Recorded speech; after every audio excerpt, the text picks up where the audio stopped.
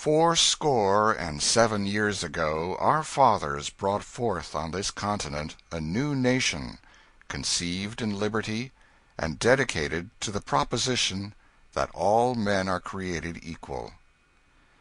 Now we are engaged in a great civil war, testing whether that nation, or any nation so conceived and so dedicated, can long endure. We are met on a great battlefield of that war. We have come to dedicate a portion of that field as a final resting place for those who here gave their lives that that nation might live.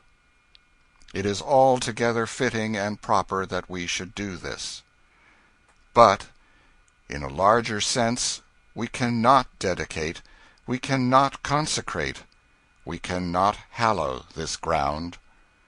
The brave men, living and dead, who struggled here have consecrated it, far above our poor power to add or detract.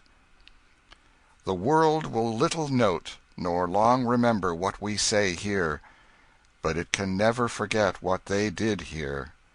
It is for us, the living, rather, to be dedicated here to the unfinished work which they who fought here have thus far so nobly advanced.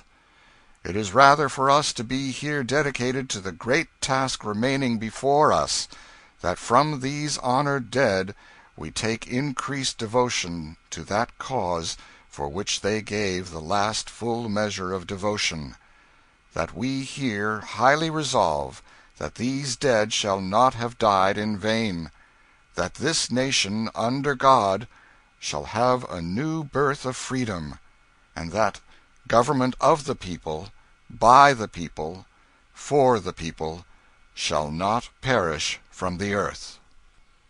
End of Lincoln's Gettysburg Address.